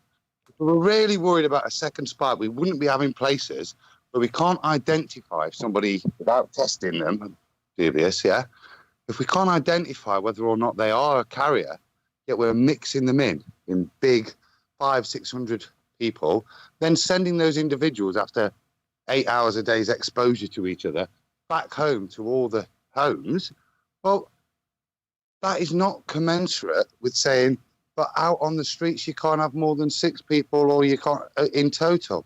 It's an absolute nonsense if you're supposedly dealing with a communicable disease. The two just don't marry. But it's not How can you can't have it? It's not it even can't a possibly. highly infectious disease. They've told us that it's not. They say that the children are the least likely to be affected by it, but they are the most likely to carry it because they will be carrying it asymptomatically. So on the one hand, it's essential that education continues, which in essence, we can agree with that on the surface. But if education must continue, then it's going to be the children that's carrying around this magical virus. Yet that must continue. But we can't go out and say, hang on a minute, guys, let's have a look at the evidence that supports the assertion that we can't, because we want to see it. Well, where is that evidence? Because unless you can show that it's necessary, we know that it isn't proportionate, but it has to be all three. It has to be necessary, it has to be proportionate, and it has to be whatever the third one was. I can't remember the third one. But there are clear question marks over the way that the state is handling this, because it seems to be they say one thing, and then they say something else that's directly contradictory, and they just expect us not to be able to join the dots and go, hang on a minute, you're contradicting yourself a little bit here. What's going on? Who's accountable? How can we get these people to account for what they're saying? That interview with Kay Burley on Sky News is horrendous if you listen to it. There is no... Ever since this whole thing started, I have not seen anywhere where the people's safety have been taken into account. What I have seen is measures taken in order to prevent people from doing what it is that they normally do, living their life. I don't know. What I'm seeing is changes and measures being done to suit a small group's narrative rather than to suit the population's narrative, the world population's narrative. They've shut down the whole entire world because of our safety. And yet during that shutdown, there's so many contradictions that will implement our safety. There's so many things that they have done that have put us at risk, more so than what... Do you get what I mean? Yeah. There's a second... Safety. There's a second... Go ahead. There's a second angle to the proportionality bit, because regardless of whether or not it's proportionate, when their own documentation from the government state that it's not a highly infectious disease, look at what the compromise is when people can't get the cancer treatments that they're supposed to be getting because things are being cancelled and they can't get medications very easily. But they'll say to the pharmacology world, guys, you're the front line. You guys can go out and take all the risks. But little old Vera down the road that's got cancer of the pancreas, she can't get her treatment because COVID-19. Then she dies. So where's the proportionality with the consequences of what's going on for the people that are not having COVID-19 issues, that have got other issues that are real world?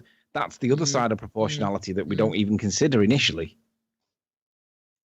What's going on with the economy there? Here in the States, there are so many, not just it was mom and pop places at first that were just going belly up left and right while you could just freely roam about Walmart.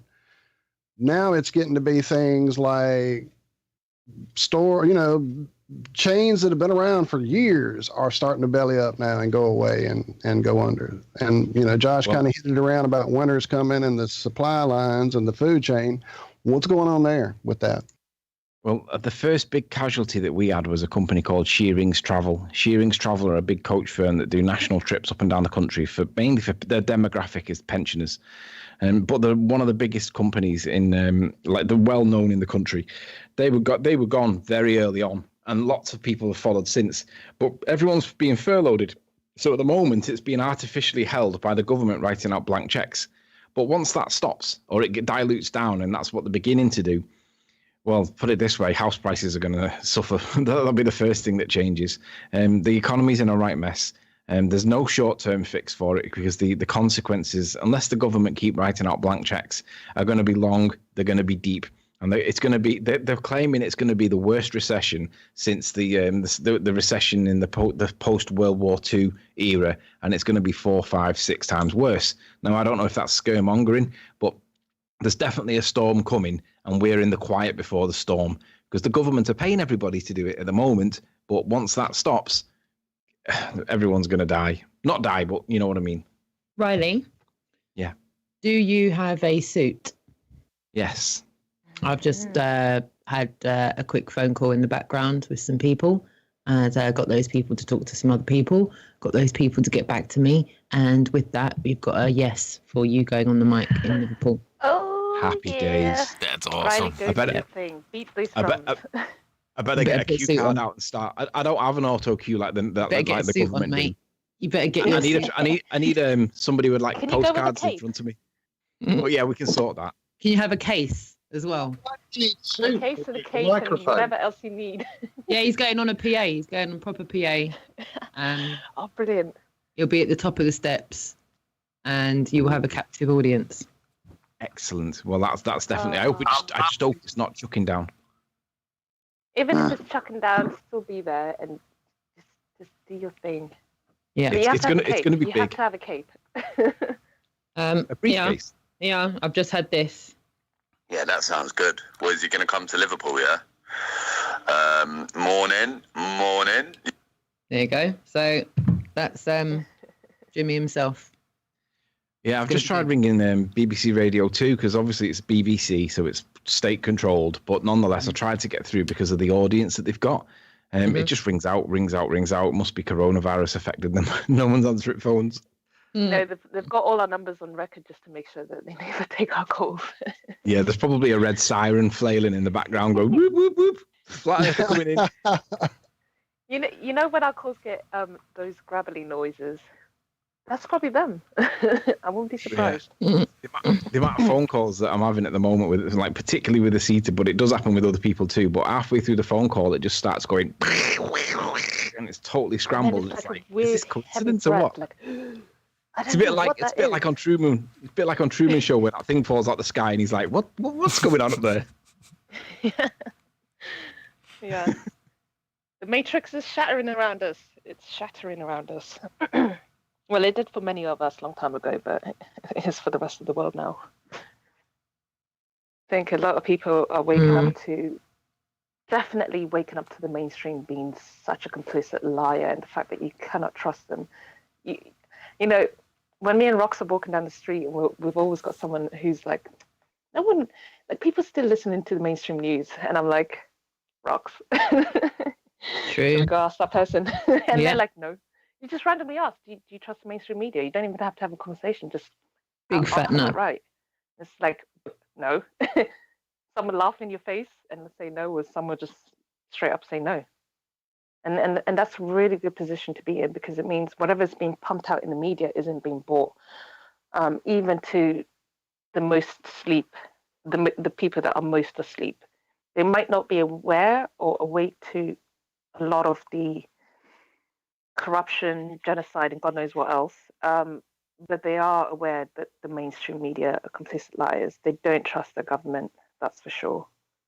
So I would say that's a good position to be in, ready for Monday. Well said. Well said. At least a lot of people are going to hear where things are at and have the confidence to go out and protest for their civil liberty. I think the London thing next week. I think the London thing next week, because obviously in Liverpool this weekend it is technically legal because it's before the magic date. But after the magic date, there's then the thing in London that's lined up the following week where that would technically be illegal.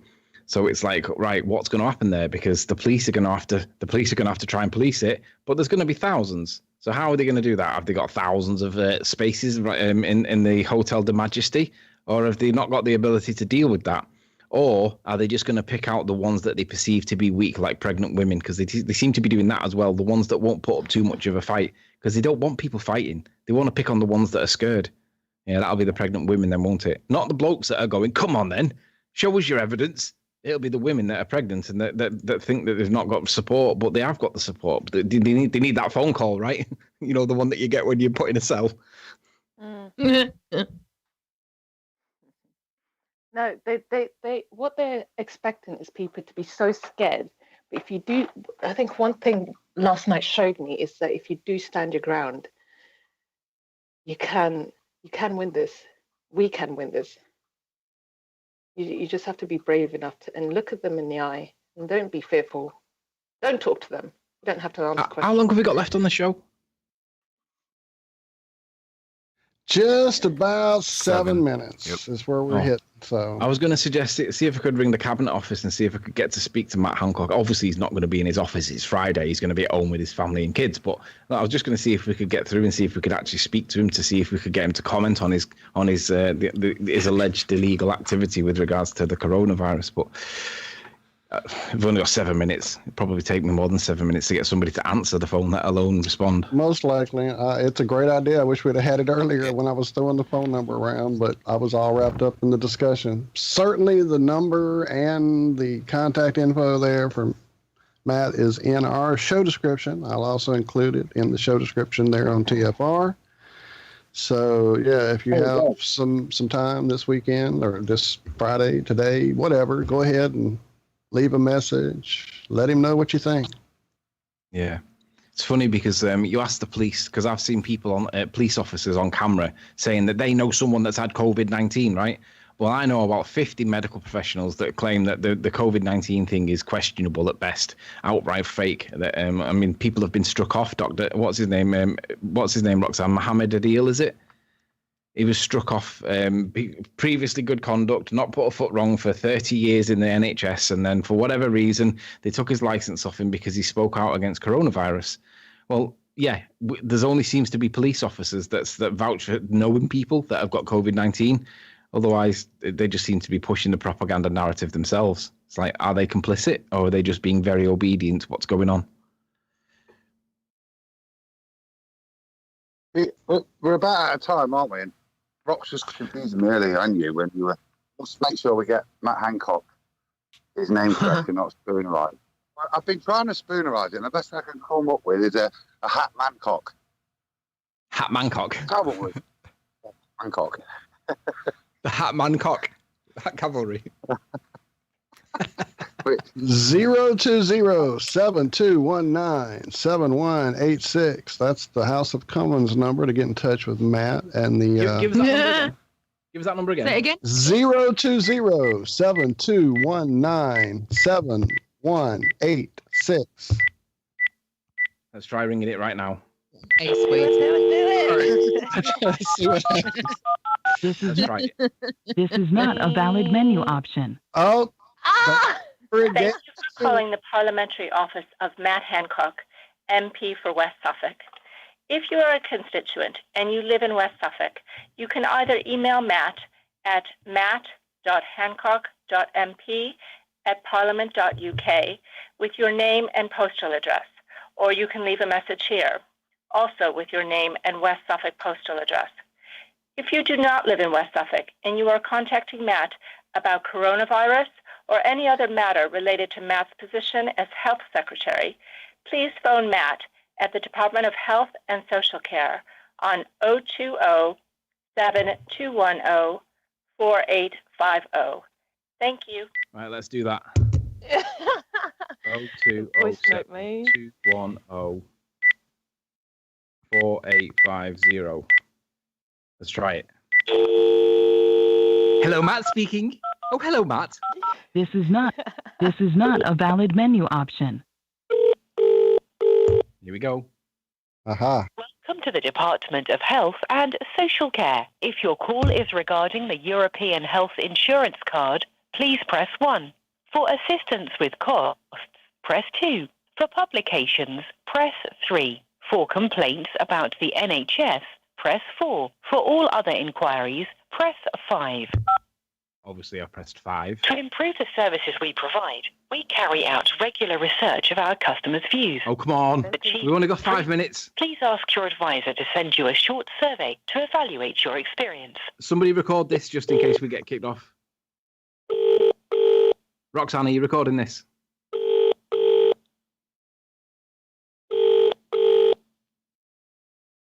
I am screen recording. Suspense is killing me.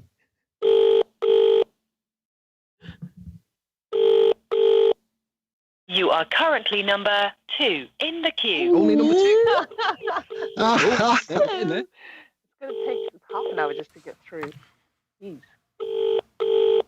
Well, I think the one thing we can definitely confirm is we're not going to speak to Man Hancock tonight. Possible we won't. Let's start manifesting it. Get the chat room to Let's manifest get it. Everybody think it. Matt's gonna We should schedule that for Monday morning. Matt. Let's just make it happen.